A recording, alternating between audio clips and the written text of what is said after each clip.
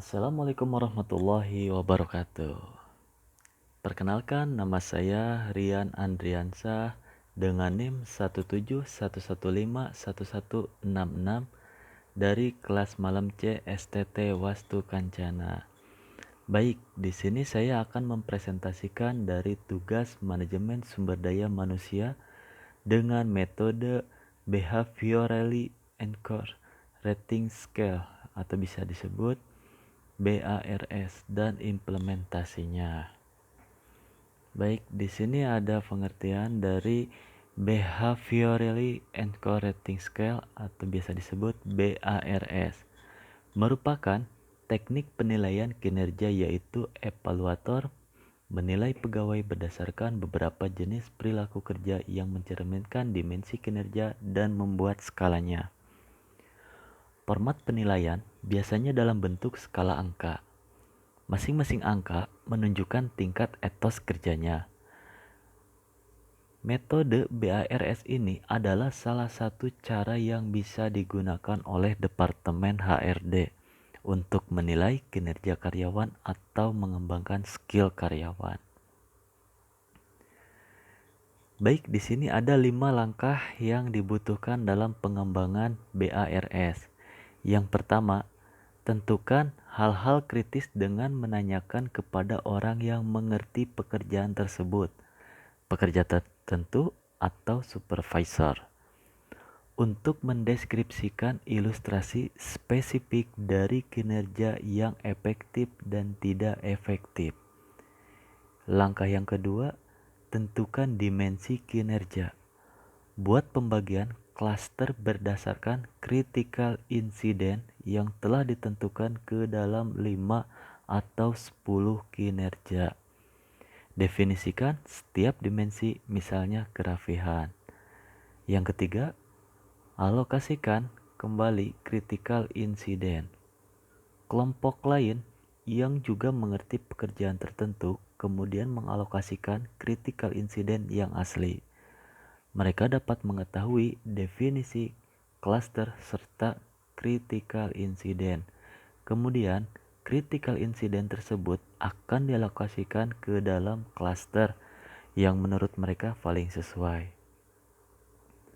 Pertahankan critical incident jika presentasi yang dialokasikan ke dalam klaster yang sama dengan kelompok sebelumnya mencapai 50% sampai dengan 80%.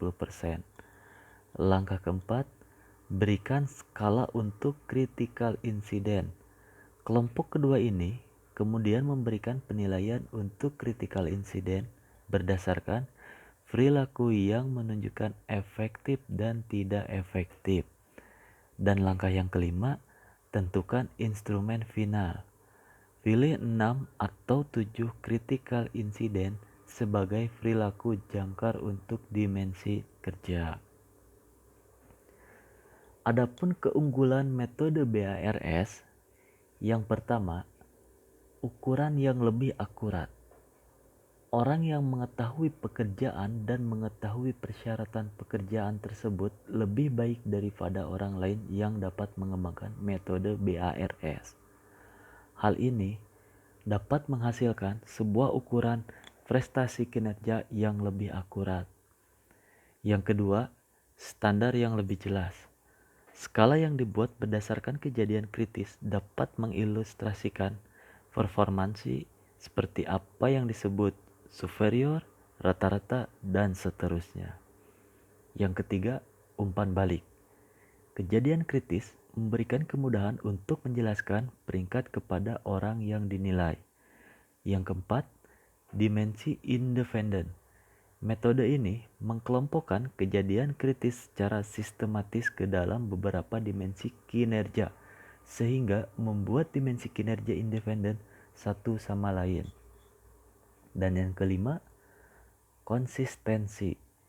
Metode BARS dapat dikatakan konsisten dan dapat diandalkan.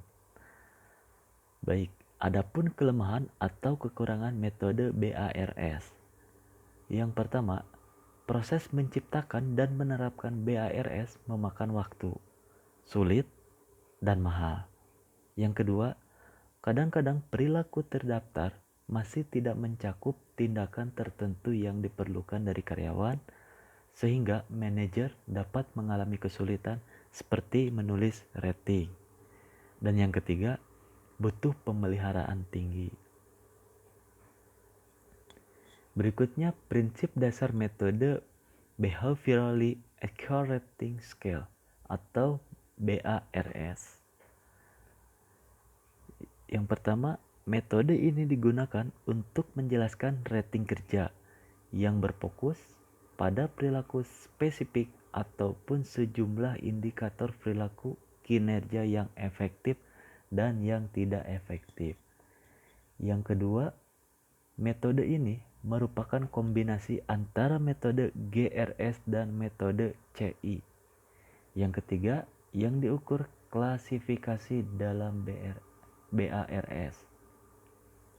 Yang pertama, bisa dilihat dari skala observasi perilaku. Yang kedua, skala ekspektasi perilaku. Dan yang ketiga, skala nilai atau rating secara numerik. Dan yang keempat, skala ratingnya dapat berupa sebagai berikut tergantung kebutuhan. 1 poin sama dengan sangat buruk atau extremely poor. 2 poin sama dengan buruk atau poor. 3 poin sama dengan di bawah rata-rata atau below average. 4 poin sama dengan rata-rata atau average. 5 poin sama dengan di atas rata-rata atau above average. 6 poin sama dengan baik atau good. 7 poin sama dengan sangat baik atau bisa disebut extremely good. Prosedur metode BARS. Yang pertama, survei awal. Survei yang dilakukan bertujuan untuk mengumpulkan data yang dibutuhkan dalam persiapan penyusunan penilaian kinerja model BARS. Yang kedua, menyebarkan kuesioner sebelum workshop penyusunan BARS. Penyebaran skala persepsi objektivitas terhadap penilaian kinerja. Yang ketiga, workshop penyusunan penilaian kinerja model BARS dan sosialisasinya. Workshop dilakukan bertujuan untuk memberikan gambaran umum pada subjek penelitian tentang kegiatan yang akan dilakukan. Dan yang keempat, pelaksanaan penyusunan BARS.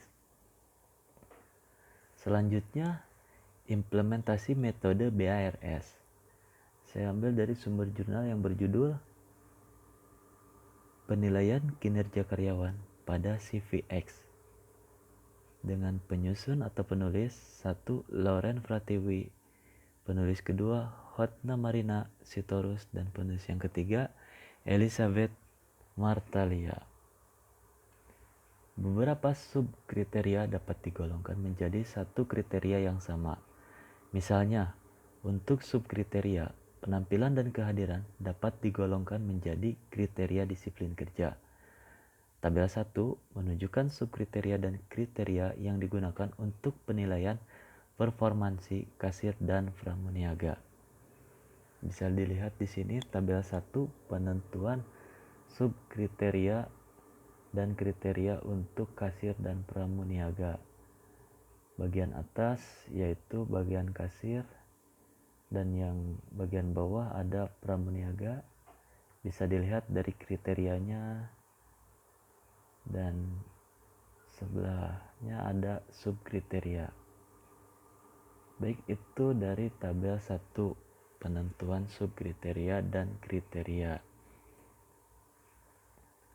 Terdapat hal lain yang juga penting untuk dilampirkan ke dalam formulir penilaian, yaitu panduan kriteria. Panduan kriteria memberikan informasi mengenai definisi kriteria dan subkriteria yang ada di dalam formulir kepada supervisor sebagai penilai dalam penilaian performansi karyawan. Adapun tabel 2, penentuan bobot kriteria untuk kasir dan pramuniaga. Seperti halnya di tabel yang pertama, namun di tabel yang kedua di sampingnya ditambah yaitu bobot penilaian yang diisi di masing-masing penilaian seperti disiplin kerja dari kriterianya, dan di subkriterianya ada penampilan, ada kehadiran yang diberi bobot 9 dan seterusnya. Next, kita lanjut. Sistem feedback yang dilakukan bagi karyawan CVX menggunakan pendekatan problem solving. Berikut ini rancangan sistem feedback berdasarkan pendekatan problem solving. Yang pertama, setelah hasil penilaian akhir selesai dihitung, supervisor melakukan evaluasi untuk melihat titik lemah atau titik unggul apa yang dimiliki oleh masing-masing karyawan. Yang kedua, jika seorang karyawan memiliki keunggulan, maka supervisor memberikan penjelasan kepada karyawan tentang keunggulan tersebut dan menghimbau agar lebih mengembangkan performansinya. Yang ketiga, jika seorang karyawan memiliki kelemahan, supervisor terlebih dahulu menanyakan kesulitan apa yang dihadapi oleh karyawan tersebut sehingga menyebabkan performansinya kurang baik. Kemudian, supervisor memberikan pembinaan agar karyawan tersebut mendapatkan pengetahuan lebih untuk menghasilkan kinerja yang lebih baik.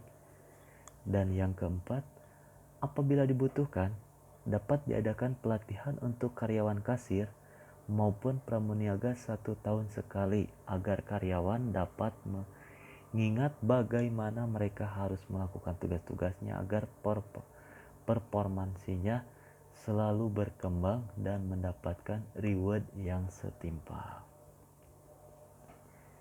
Baik, di sini ada tabel uji coba rancangan penilaian.